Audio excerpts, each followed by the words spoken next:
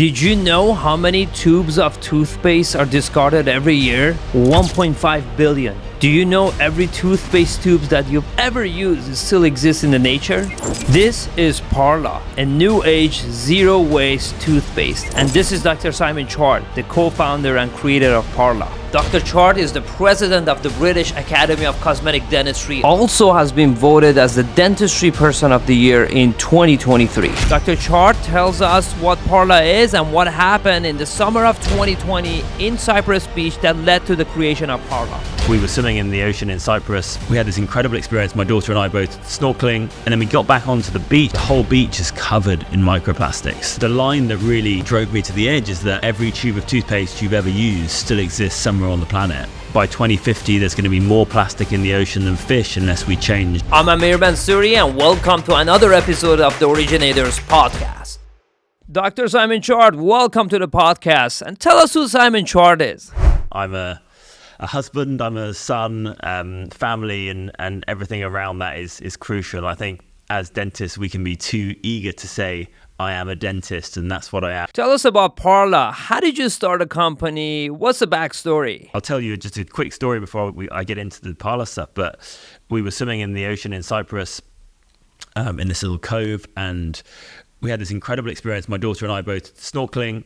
She's only 5. These big green leatherback turtles came right up next to us and were just swimming around us. It was just stunning. Yeah, I mean, crystal blue water, beautiful green turtles. Just for me, like the best experience to show my daughter like the magic of nature and the magic of the world.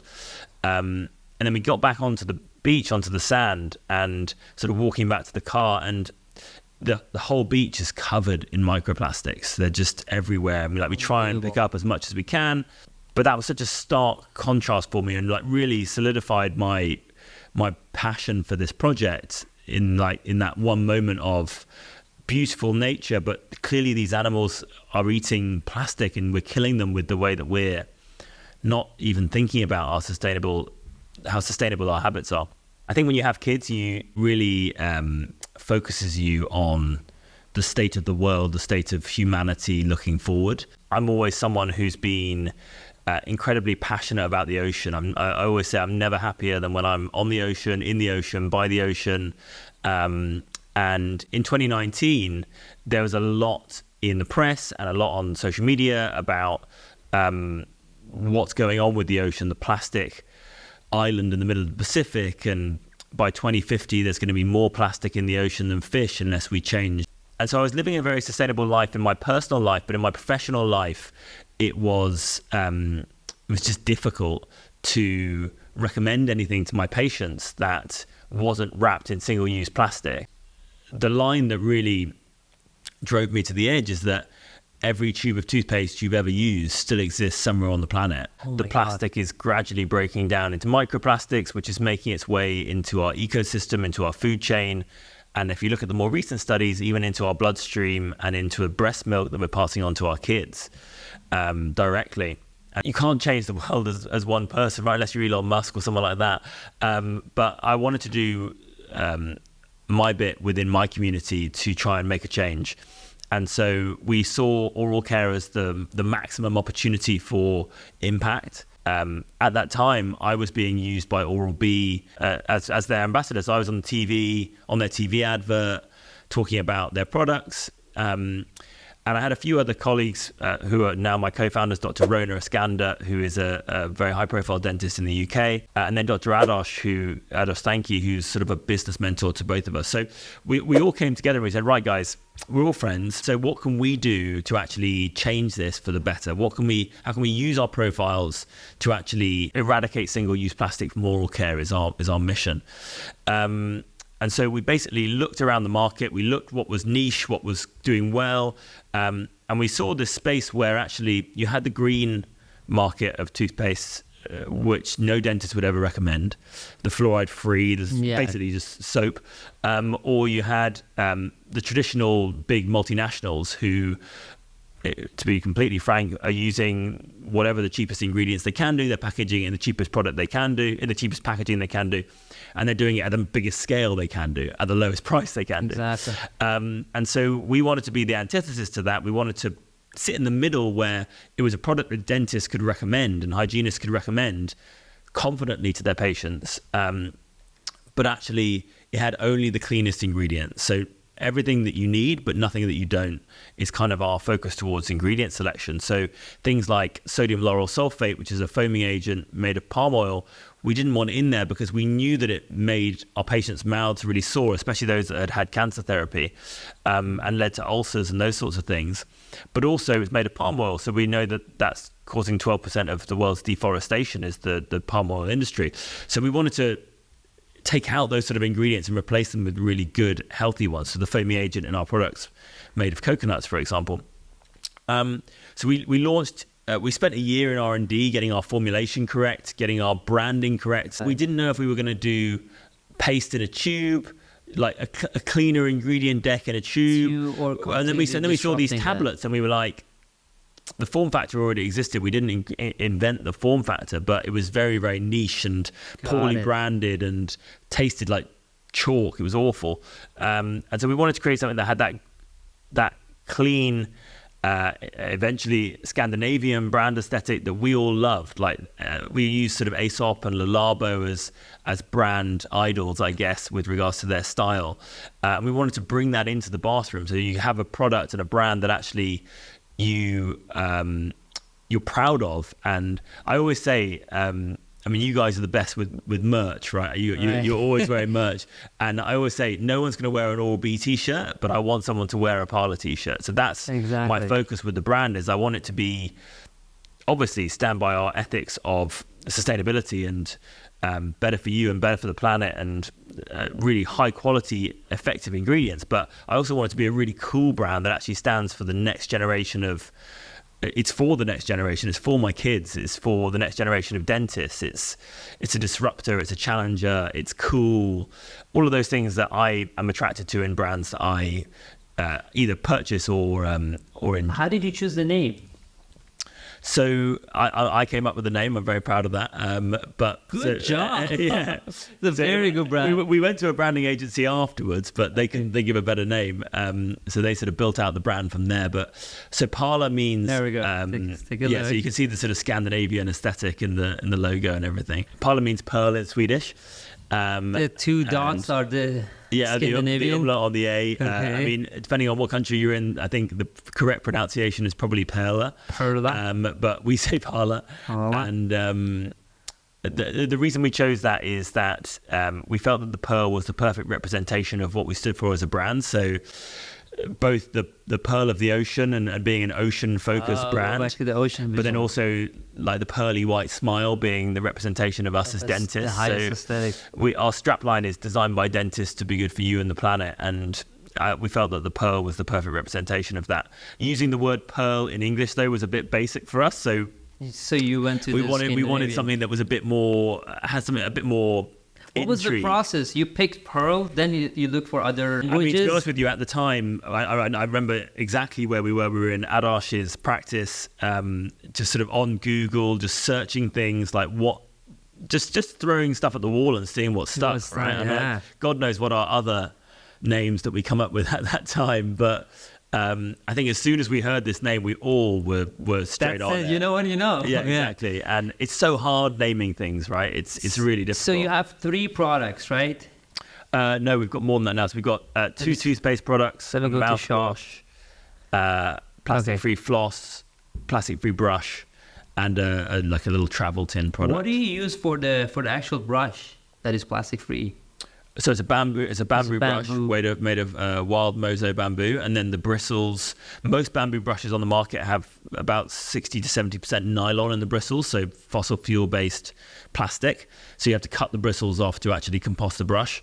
Our bristles are made of 100% castor bean oil, so it's fully plant based and fully compostable. So with all the products, we wanted to make sure it's all about transparency, efficacy, honesty with our consumers and also with dentists who want to recommend the products. And so with everything that I've created with Parla, we wanted to make sure that it was no greenwashing, no gimmicks, no bullshit. No bullshit. Yeah, exactly. So how does it work? Maybe explain it. Yeah, sure. So basically, it's dehydrated toothpaste tablets. So each tablet is one usage, and it's the perfect dose of everything you need in every brush. So for one round. Yeah, so you pop a tablet in your mouth, you chew on it, it turns into a paste in your mouth. You then bring a wet brush in, and then you brush away as normal, and it turns into a paste in your mouth. So really all we've done is change the form factor, but what that's allowed us to do is put it in a glass jar with an aluminium lid. That glass jar is completely refillable. So the refills, we started as a direct-to-consumer brand primarily, and we've got about thousands and thousands of subscribers now. But the refills come in compostable plant-based bags, so it's a truly zero-waste solution. Once you've refilled your main jar, you can then just throw that in the compost heap or in your green waste or whatever, and it'll just turn back into plant food. That's amazing. So what is the difference between Pro 62 and Original? So we launched first with Original. That was sort of our entry-level product. Clean ingredients, some naturally whitening ingredients in there, fluoride, of course. But then we wanted to take it a step further with Pro, and take it a step further with regards to what our customers were asking for at that time, which was a lot of patients were asking, I've got sensitive teeth, I use Sensodyne or I use Colgate Pro Relief or something, but I want to switch to you. Is your product good for sensitivity? About 30% of the UK's population have got sensitivity. So we wanted to create a solution for those customers. And we also saw the great benefits of hydroxyapatite. So Pro contains hydroxyapatite in a really healthy dose. So it actually strengthens and remineralizes your enamel by 65%. That's the Pro. That's the Pro, yeah. And Subscribe, obviously. Yeah, so it's a subscription-based brand. That's very good. And so we wanted to basically throw everything into this product so that it had it all. And it's a premium product. It's priced at about... How much is the Pro? So it's £10.95 for a single month supply, or it's £8 a month on subscription. And how many rounds do I get? How many essentially? So 62 tablets 62. In a month supply, so brushing twice a day. Twice a day for 1 month. So, and then obviously 248 if it's on 4 months. But the last thing that's in Pro, which I think really stands for what we stand for as a brand, is that we always like to do something different, something that adds more value, but also something that's based in science. So I found these incredible studies on vitamin fortified toothpaste done in randomized double-blind controlled trials done in vegans and also done in the elderly. And a lot of our consumers are vegan because our toothpaste is vegan and most toothpastes aren't, strangely enough. We wanted to include in Pro something really unique. So what we included was 50% of your recommended daily allowance of vitamin B12 and vitamin E. Vegans in general can be quite oftentimes vitamin B12 deficient because a lot of it comes from meat sources. And so we found these studies that showed that actually by brushing with a vitamin fortified toothpaste, you get the same level of vitamins in your blood as if you'd taken an oral supplement. So by using Pro, you actually get that same level of vitamins just through brushing your teeth. So you don't even have to think about supplementing. Similarly, with our new mouthwash, we've incorporated oral probiotics in there. And it gets absorbed from the tongue? All of the mucosas. So the blood flow of the mucosas is super high.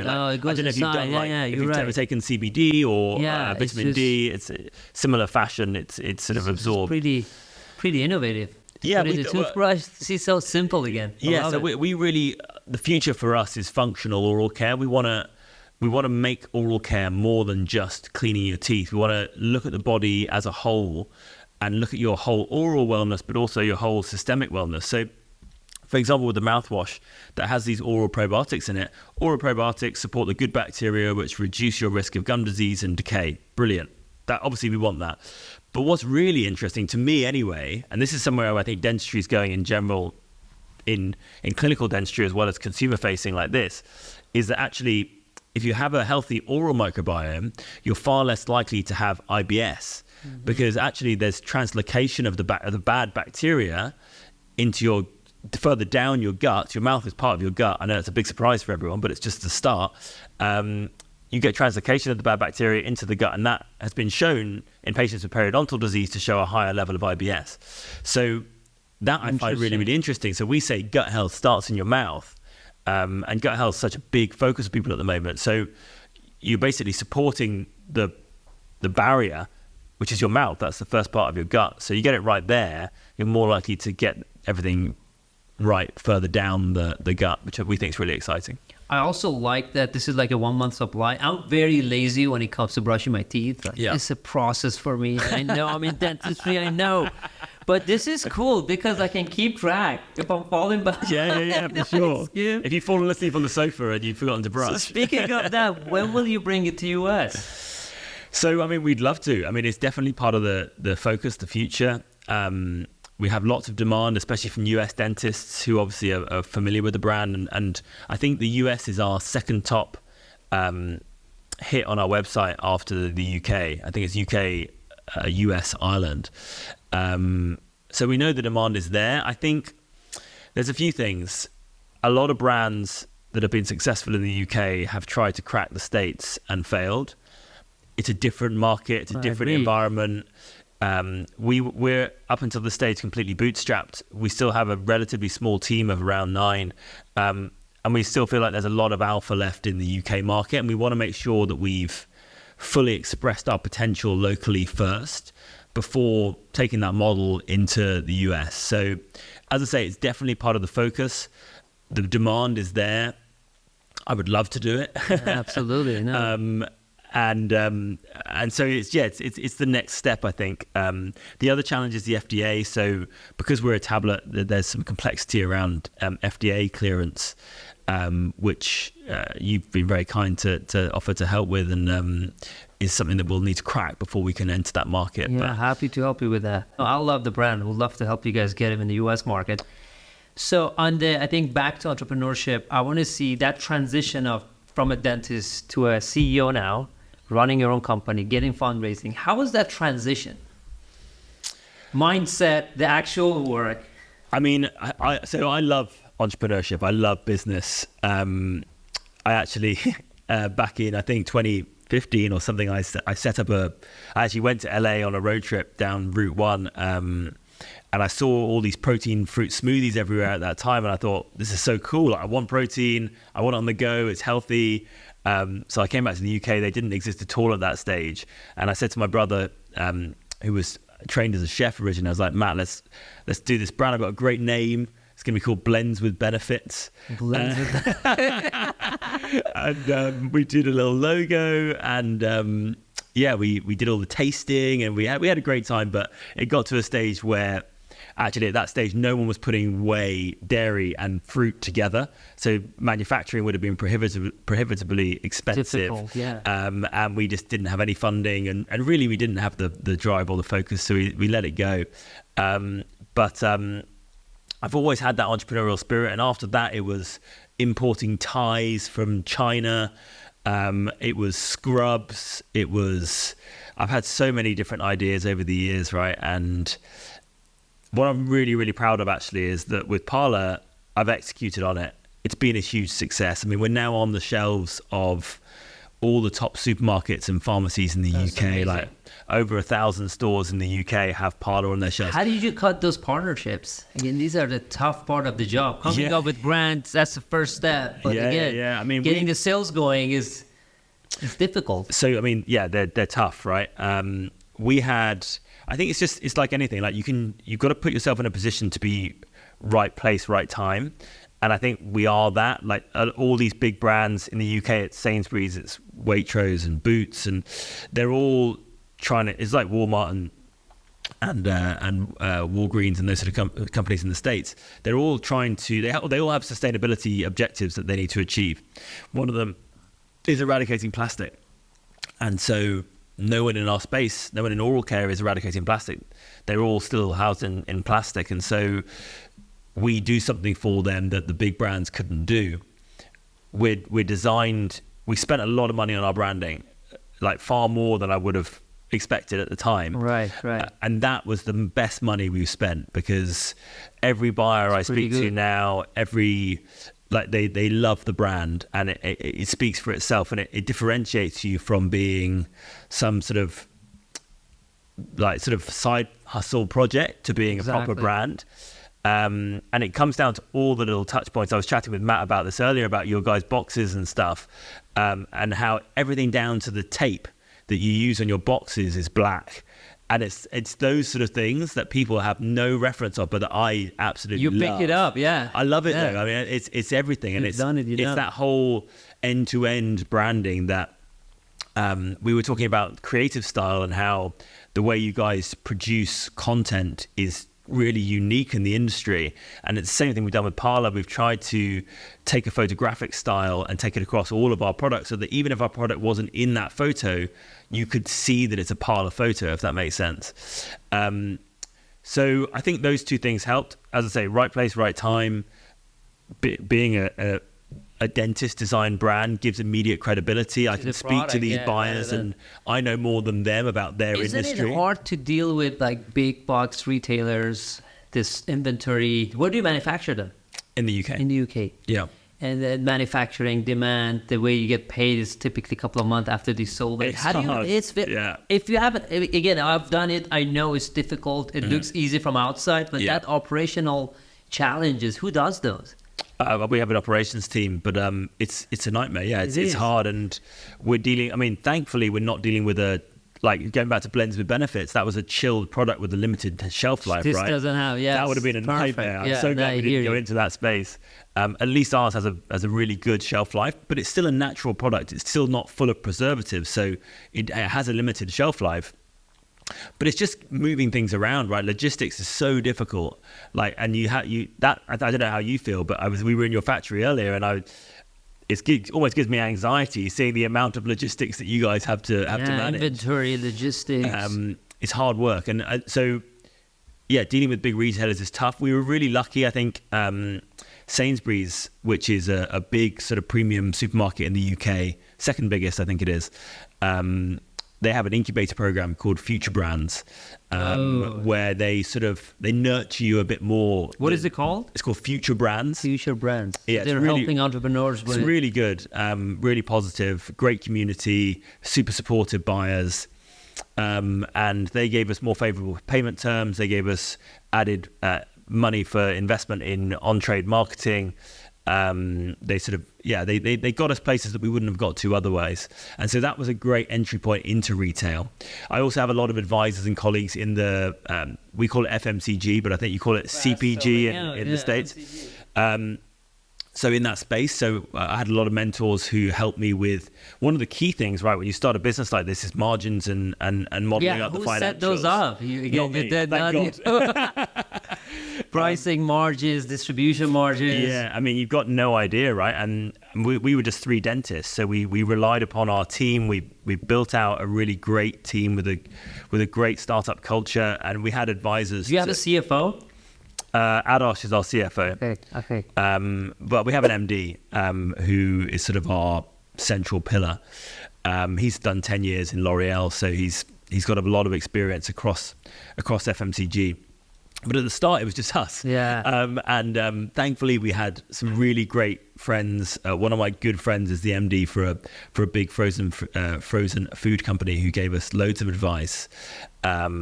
And that saved us, really, because if you go into this industry with 20% margins, you get crushed. Forget about it. Yeah. Like, they're going to, with all the promotions they want you to do. I mean, we try our best to not discount and promote too much. We're a premium product. We want to premiumize the market.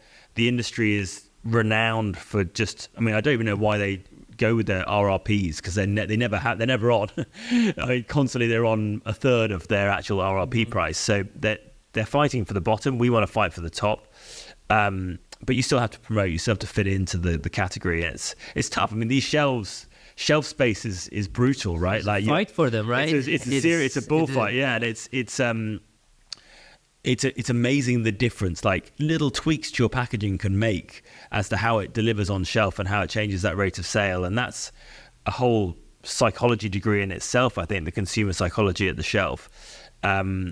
But yeah, Sainsbury's, as I say, to answer your question on how we deal with these retailers, Sainsbury's really helped us to sort of find our feet. We then built out a great team who had experience in FMCG, and I don't really touch the commercial negotiation side of the business. They wheel me in to pitch the brand, and that's my favorite thing to do, is to talk about the brand and the mission and why it's legit, and then give the numbers to somebody else. Yeah, that's it. You've got to focus on what you're good at, right? And for me, it's talking with passion about something that I love, that I believe is a true solution to a real problem. That's what I'm here for. So you're fundraising too. Yeah. What is the funds for? So up until the stage, as I say, we're bootstrapped. So we've proven the model, right? We've got almost 10,000 subscribers. 10,000. Yeah, that's amazing. Yeah, we're getting there, and we're on the shelves of the top locations in the country. We are probably one of the names in sustainability in dentistry, certainly in the UK. In the next month, we're giving away the sustainability award at the dentistry awards. So we've got this great omni-channel product and brand, and we've got a community, and now we need to scale it, and scaling it and getting that brand awareness. Yeah. But our aim is to get 5% of the UK's population to make the switch from tubes to tablets by 2025. So much plastic you'll be saving. 500 tons. Doing this. 500 tons. You've of done the plastic math. a year, yeah. That's amazing. And so that's our aim. And in order to get to that 5% mark, we need to get more awareness. Now, we know like our conversion rate on our website is awesome. Whenever we get in front of people and I tell them that one line, every tube of toothpaste you've ever used still exists. Yeah. Everyone I've ever said that to has been blown away by it. So I just need to get in front of as many people as possible to tell them that story. And not only that, like we continue to iterate on our product, like you guys, like you're always looking, how can we make it better? How can we like improve the experience? How can we surprise and delight our consumers? How can we be ahead of the curve on what's coming next? So for me, I'm a big part of the NPD and of the new product development, and that's a big part of the future. Is we've got some great NPD, but you touched on it earlier. Cash flow is always an issue as a small business. You pay to manufacture. You don't get paid by the big retailers. 60 days or 90 days. Yeah, and like you're manufacturing this stuff months in advance. So you've got a huge drought of cash there. And even though our margins are really healthy and strong, that's a long time, especially when you've got to front load the stock. With retailers, that's the issue. They want, like, how many stores do they have? The biggest one? Sainsbury's has got like 900, I think. There we go, 900. If they want to fill it up, it's a lot of inventory that you got to check up front. That's it becomes a very capital intensive. That's it. And I think... So you need working capital for the most part. We need working capital, but also there's so much stuff that I want to do, right? Like we want to innovate. We want to drive new products. There's a lot of design work involved in that. We want to get it more into hospitality because the waste in hospitality is monumental in oral care. We have a far superior product that is perfect for hospitality. And so there's quite a lot of upfront investment required to get to that stage. And we want to build out our team more as well and bring in top talent and the better people you have. Like we've already got a great culture. I was just on a video call with my team just before this, laughing and having fun, and you know what it's like in startup life, right? That's like really a big part of why I do this. It's just really fun most of the time. Sometimes it's hell, but I mean, the team aspect of it is fun and gives you a lot of energy. The fundraising is not fun. It's not fun. Also, one thing I didn't know, and I wish I knew back in the 2018-19, I was raising a lot of money. I would either delay it or I'll take less money if I go back. This is something that will happen, that then you start working basically for investors. Yeah. Which, again, you get diluted. If I could delay it, grow organically, if I go back, I would do that. And people think that raising money is an achievement. It's cool. Yeah.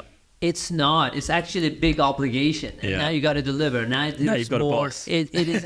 I mean, that's one thing. But on top of that, you are having people who are driven more financially than your vision. It just becomes hard. So I would say if you can continue bootstrap and still grow it, I'm not saying not grow. There are other ways. They're going to contract manufacturers, putting the supply chain burden on them. There are many different ways to essentially play with that without raising big amount of capital. Do it, or don't take 20 million, don't take 30 million, take 5 million, take 10 million. Take less money if you can. And especially if you're cash flow positive, you can totally do that. What about markets outside of US and UK? What is it that you're interested? What's the biggest sustainability essentially markets? That's a good question. Europe is big. Yeah, I mean, You're shipping all over Europe. Germany, I think, is a big country for sustainability. Ireland are super passionate about it. Scandinavians, for sure. Scandinavians for sure. Yeah, I mean, to be honest, most of Europe is fairly focused on this. Again, I mean, we've unlocked our website for international shipping, but we're not investing heavy marketing in those areas. So it's not at the moment, it's not a big focus for us because we just think there's still so much opportunity in the UK. As I say, we have that 2025 goal. That's my focus, and I fear with a small team spreading ourselves too thin internationally before we've cracked that UK market fully. Right. Might be misdirected a little bit. US is depending on the zip codes. Yeah. The sustainability mindset. Yeah, I'm sure. I think we West definitely start Coast. in California. Yeah. Yeah, California. It really. When did you graduate from dental school? How is the system in the UK? Do you go to undergrad then dental school, or you pick your major from the get-go? So normally you pick a major from the get-go, yeah, which I don't think is I don't think it's right, because what 16, 17-year-old knows what they want to do for the rest of their life? I kind of did it the American way. So you did the pharma accidentally. first. Yes. So I completed my pharmacology degree, and then you can do a fast-track course in dentistry if you have a science degree already.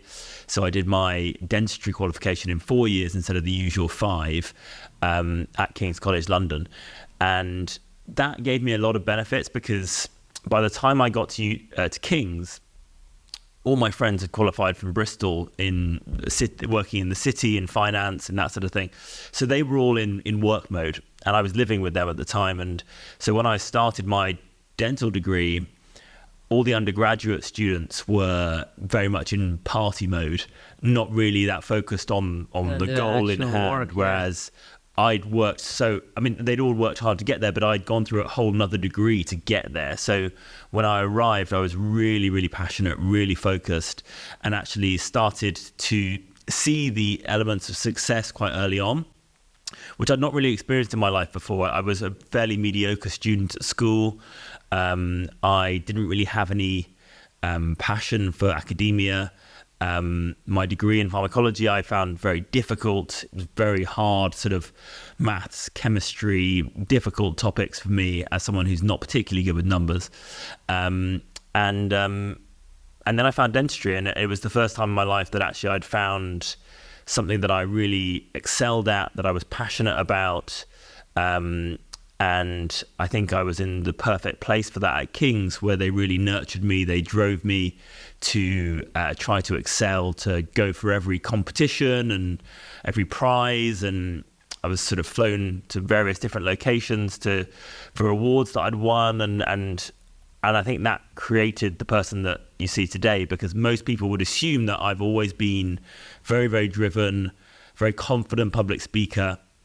If you met me at 18, there's no way I would have wanted to give a public speech. Or not. Whereas now, I love it. Pretty good at it. I mean, it only has to be a Tuesday, and I'll get up and give a speech to my family. That is amazing. And same thing. I went through a very shy engineer path, but little by little, throughout the process, I learned that it's like a skill you can acquire. Mm-hmm. And it's amazing how much you put time behind that. Did you naturally grew into it, or did it practices? I think it's just positive reinforcement, right? It's like you do something, you get positive reinforcement, you go slightly bigger, and you just gradually build and build and build.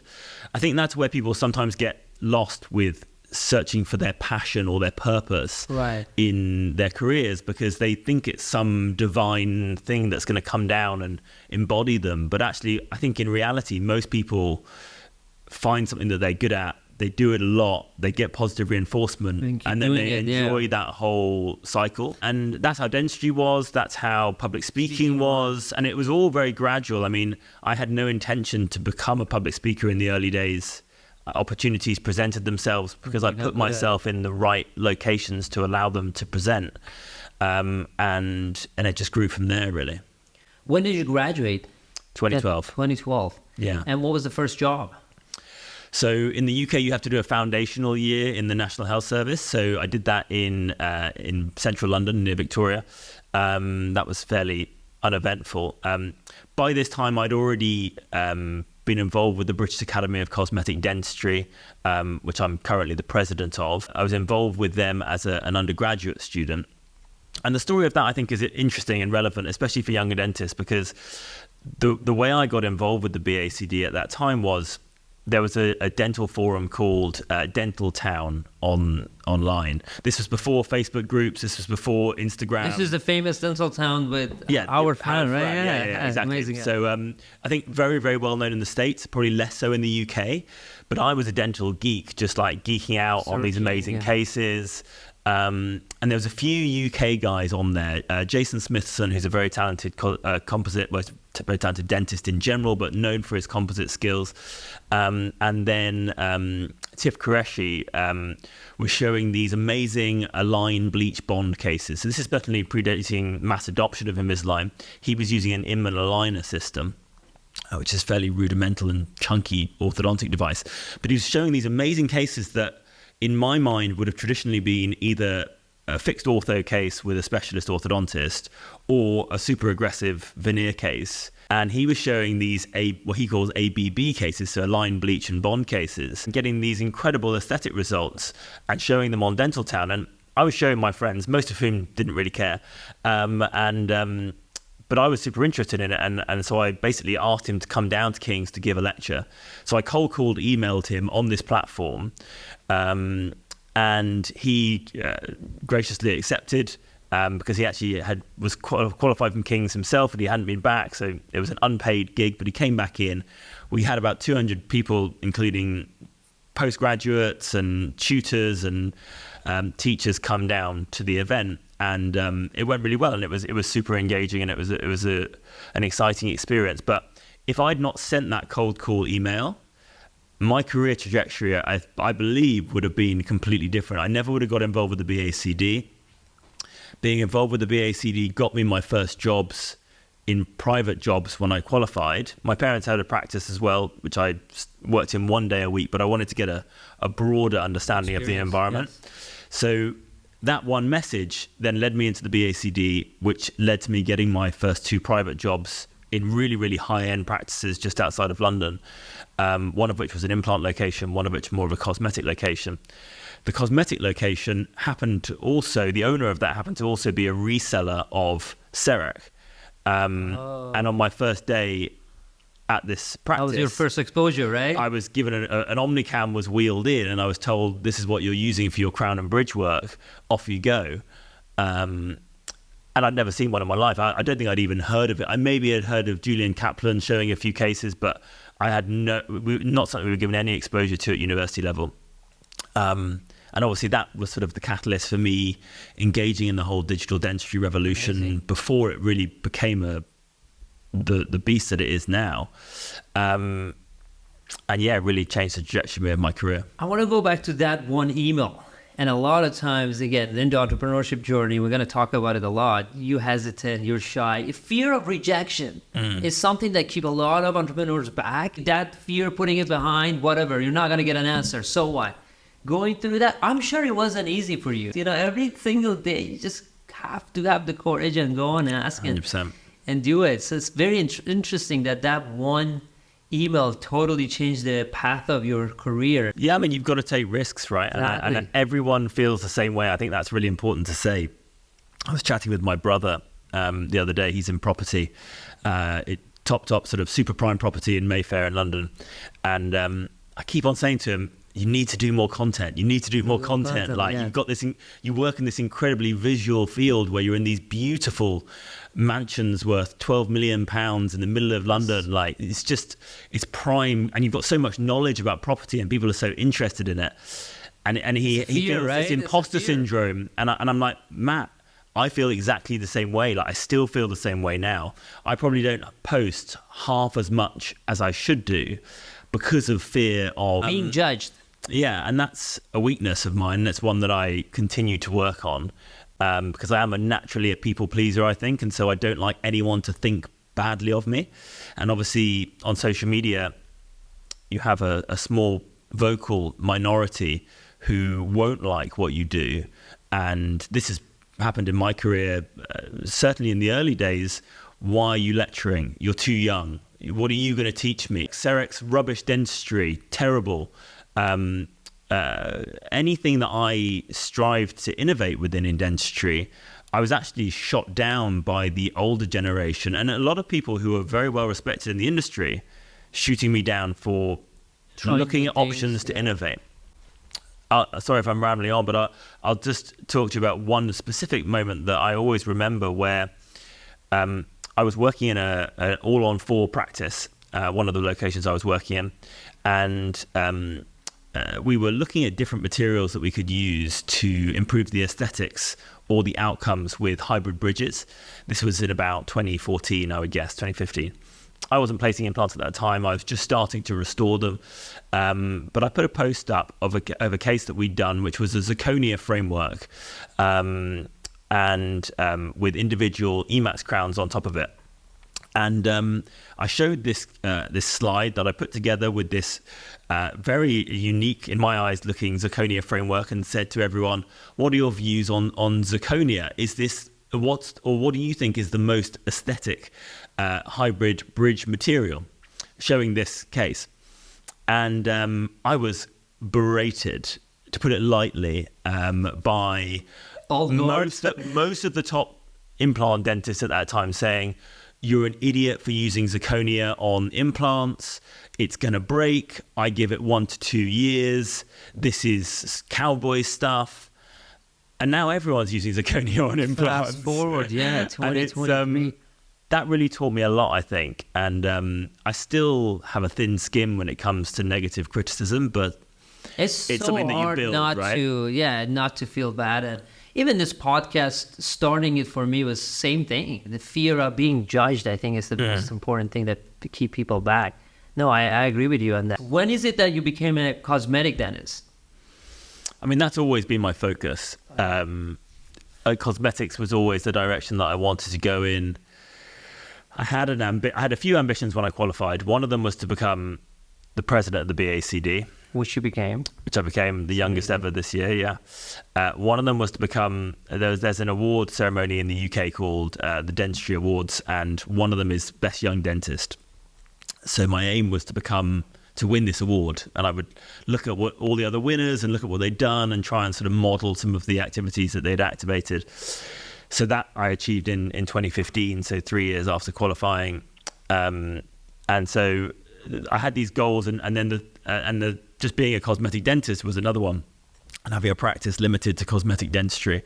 And it's, I mean, at the end of the day, you've got to enjoy what you do. And I think for me, I still say, if someone asks me what's my favorite thing about what I do, it's that moment when the patient turns the mirror around for the first time. The variety of emotions that you get out of that, it's so unique. I can't think of many other careers where you get to have such a acute impact on someone's emotional state, both in the short term and in the long term as well, with regards to the confidence. I think maybe as dentists, we take that for granted sometimes, how special that is. And if I ever do move away from clinical dentistry entirely, that's the thing you miss, right? That'll be the thing that I miss the most, for sure. So you're the youngest president of the Cosmetic Dentistry Association. What is your day-to-day as a president look like? What do you do to help the community, help patients, help doctors? So, I mean, for us, our focus is towards helping dentists provide exceptional, ethical cosmetic dentistry. So those two words of exceptional and ethical are really important.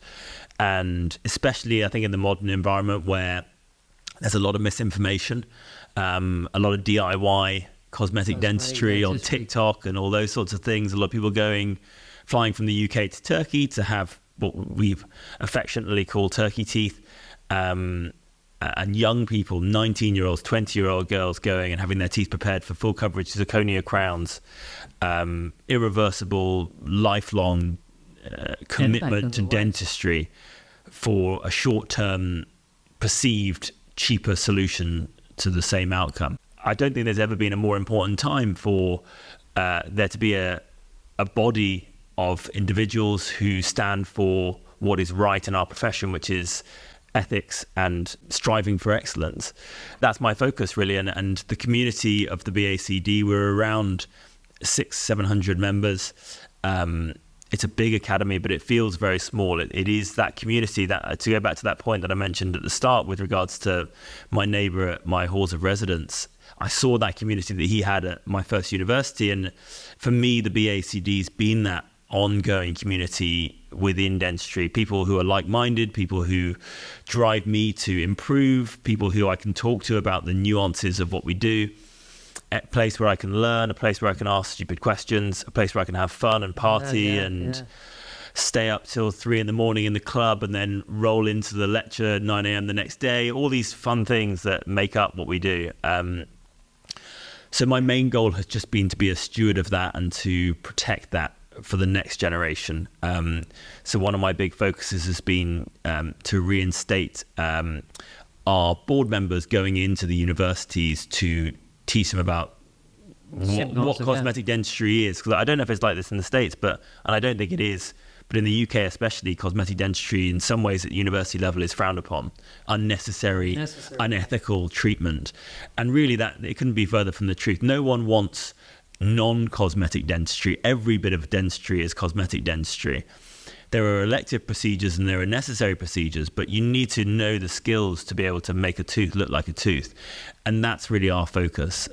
Yes, of course, we do elective procedures, but when you've seen the emotional outcome of those so-called elective procedures, they don't seem so elective anymore when you see the emotional response from that patient. So that's, I guess, my focus with the BACD is really just to protect it for the next generation. And the future of dentistry is something that I'm so passionate about and excited about.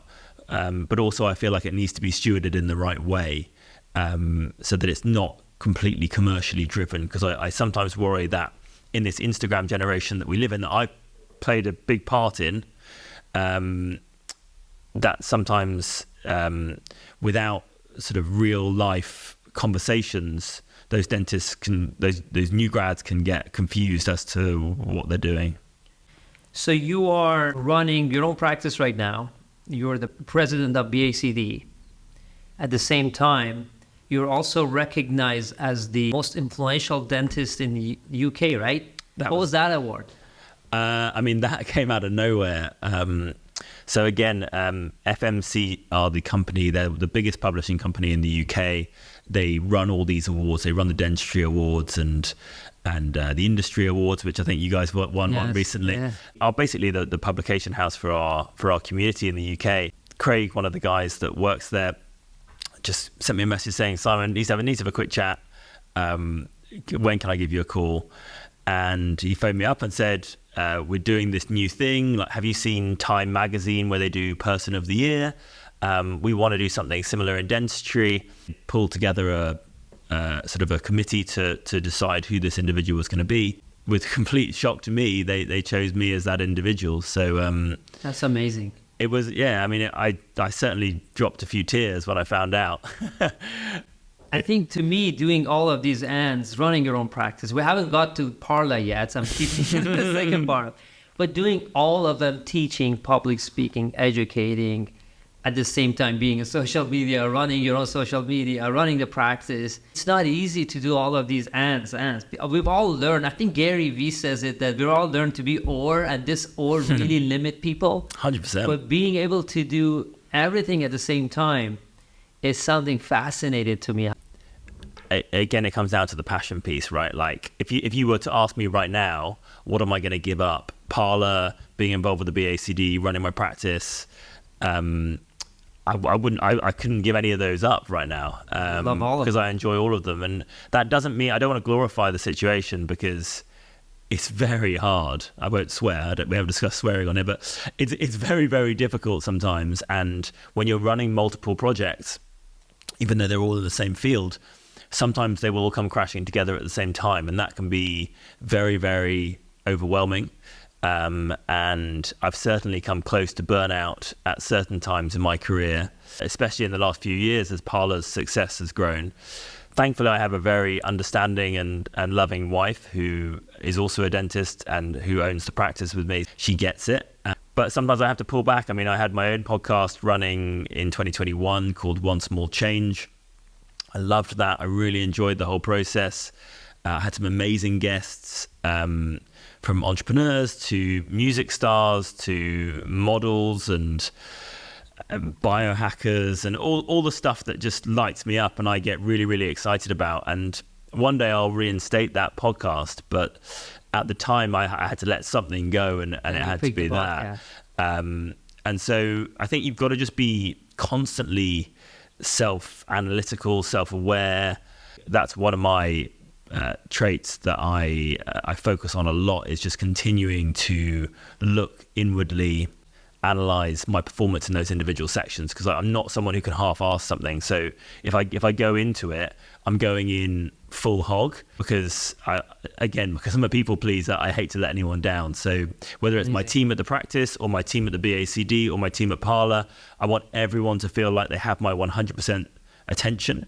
Now, obviously, there's only one of me, so I can't give them that all the time. But when I'm with them, I want to be focused on them. Same with my patient. It doesn't matter that I run a business and I have a president of whatever. When I've got the patient in the chair, my 100% focus has to be on that patient in the chair.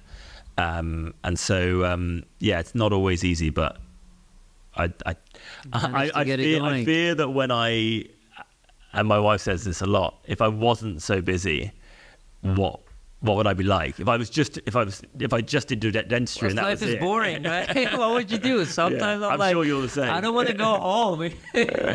To do what? Yeah, you get addicted to the rush. Exactly. So how do you deal with burnouts? Once in a while, I get into that mode. I have my own way of dealing with it and managing it. What do you do? So health is the most important thing for me. It's the number one pillar in my structure of how I build my life. And this is something that I think in dentistry we're guilty of ignoring. And it's actually something that I plan to focus on helping dentists with next year in a couple of different ways. But it starts with right at the beginning of the day. So I wake up early. I wake up at 5 a.m. I really love that time before 7 a.m. And I know it sounds like a cliche startup entrepreneur thing, but I genuinely love that time, because I can deal with emails. I've got an hour or so there before. What is your routine? So wake up 5 a.m. So I will actually wake up at 4:45, and then the first thing I do is actually read Stoic philosophy. So I have this book called The Daily Stoic from Ryan Holiday. Daily Stoic. The Daily Stoic, yeah. And I read that first page. There's 365 pages. Every day is a Stoic. It's a Stoic. No, it's just a Stoic quote. Notes. And then it's a sort of modern day interpretation from Ryan Holiday of that individual quote. And I find that just to be a good separation from. Otherwise, I would go straight on my phone, right? It's what I used to do. Yeah. So I like to have that little bit of separation where it's like, no, I'm not going to allow the world in yet. I'm just going to just read the Stoic philosophy, sit on it for a second. And I find Stoicism to be a really powerful tool in general. And then once I've done that, as I say, I get on my laptop, I knock out some emails or do whatever pressing job needs to be done with most urgency. And then I work out. So I go downstairs. I have, if you want the real details, I have vitamin D. I have omega-3. And at the moment, I'm taking something called Tonkat Ali, which is a natural testosterone booster, which is just something that I'm testing out at the moment. And then I work out, which is a combination of either Peloton or normally weight training. Once or twice a week I go running. Recently it's been more because I ran my first half marathon recently. I saw you posted pretty good pace, by the way. Yeah, I was happy with it. I was happy with that. I mean, I've never done a distance like that before, so it was a good challenge. What time do you go to work? So my week is split. So Mondays and Fridays I'm either working from home or I'm at the office with Parla, or I'm lecturing or doing BACD stuff.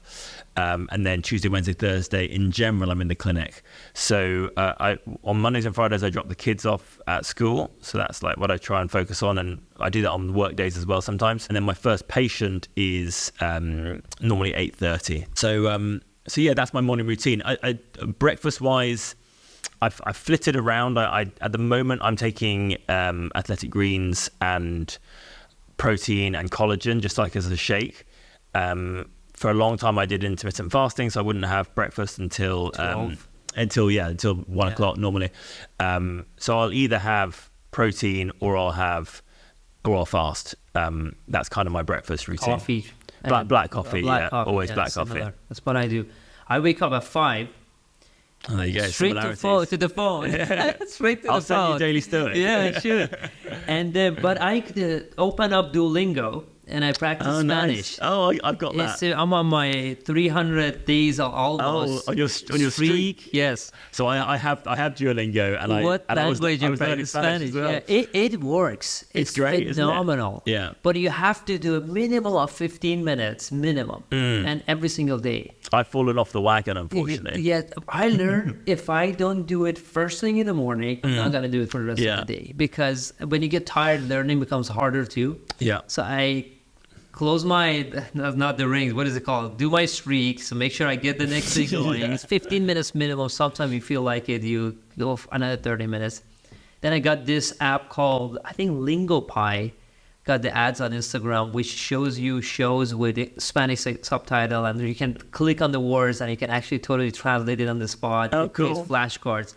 Get another 10-15 minutes of anything, cartoons, shows, different Spanish. It's pretty cool. You can pick by country. Then I walk the dog. I have a big Japanese Akita. Oh, nice. So that's usually my exercise in the morning. It's about 45 minutes, big dog, so I have to get it. Then I hit the work at 7:30 every morning. You have a more, I think, longer, pretty detailed routine. I'm just simple. Have you got kids? Not yet. Not yet, no. Not yet. You? I do. I've got 2 kids, 2 under 5, and I've got another one on the way as well. So that certainly throws... What's the kids' routine in the morning? What do you do? So, I mean, grateful to my wife again. Normally she gets them ready for school. Probably, I would say 4 days a week I take them to school, or at least one of them. But it's hard. I mean, kids throw a full spanner in the works when it comes to routines. Obviously, sometimes they'll wake up early, and they'll want to like be in the gym with you. Oh, wow. Because normally I work out at home. 1 day a week I'll go to my trainer. But I always say to parents, like, I think a lot of excuses for parents to not exercise is because they've got kids.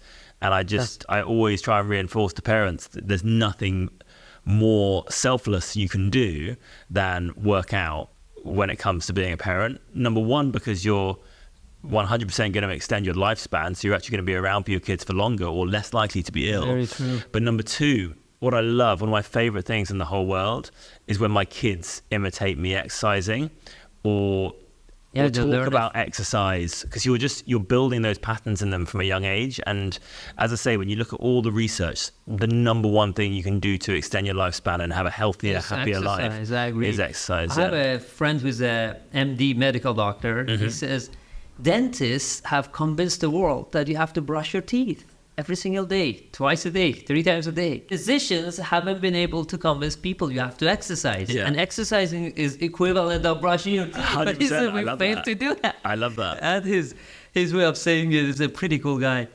But intermittent fasting, what did you stop it? Pretty hype 2 years ago, right? Everyone was doing it. Yeah, I mean, again, I probably I listen to so many podcasts, right? So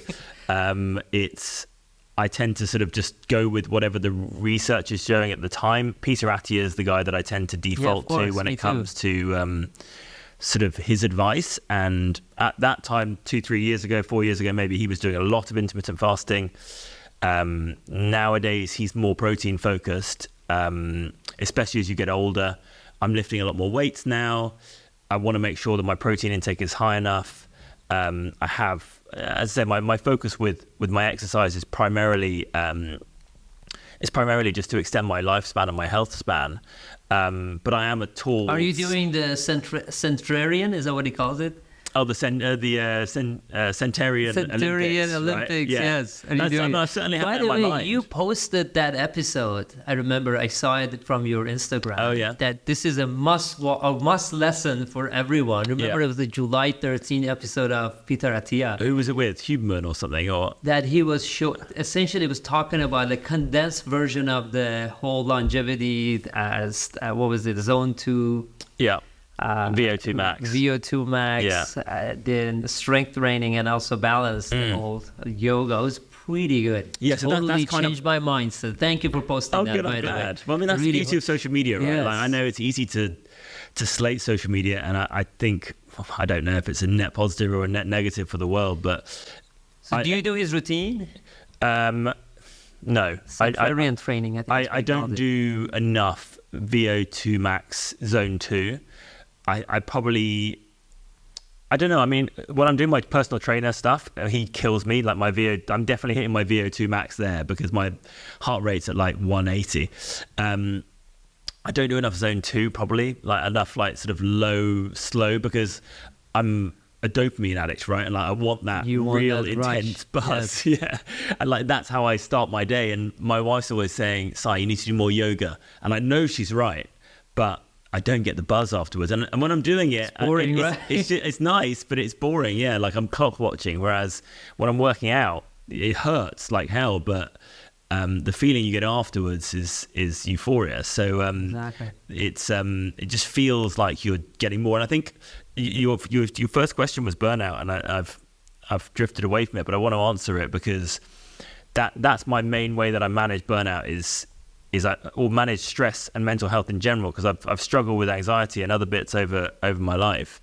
But having that anchor of exercise every morning is vital for me. Any final words to younger dentists who want to be entrepreneur, which I always admire them? Yeah, I think firstly, what an exciting... I had a DM from a young dentist today who's just qualified. I put an article went out that I'd authored on the future of dentistry, and he messaged saying, "Thanks so much for the article. So excited to get started." And I think there's so much doom and gloom around in the mass media and also in the dental media about the state of our industry. For that reason, I don't watch the news, which is something that I definitely recommend to everyone. But I think it's such an exciting time to be in dentistry, right? Like the development of technology, the opportunity that we have to make even more of a difference in our patients' lives, to improve our predictability, to improve our efficiency, to improve our profitability. Technology for me unlocks all those things. People always say you can't be fast, cheap, and good. It's impossible. You have to let go of one of them. But I think technology unlocks all three of those things, and it's going to allow us as dentists to make even more of an impact on patients' lives. We're in a growing industry which is developing rapidly, and it's only going to get faster. So the biggest message I would give to young dentists is be curious. Like Steve Jobs says, be curious. Stay foolish to stay hungry, right? Yeah, exactly. And be curious and be humble at the same time. And it's, I think innovation and being ahead of the curve has something that's always paid dividends in my career, whether it be getting involved with digital dentistry before everyone else, whether it be getting involved with sustainability before it became a big trend. I'm always on the lookout for what's coming down in 5-10 years. And it's one of the reasons that I'm working with Spinray, right? Like I see you guys as one of the key players in the future of dentistry. And I want to be a part of that. And I want to help promote that to other dentists, because I think it's just a better way to practice. It's more fun. Your patients are more engaged. It's more profitable. There's just so many benefits, and the outcomes are superior. And obviously we're in the early days right now, right? We've been talking a lot about printed restorations and all those sort of things.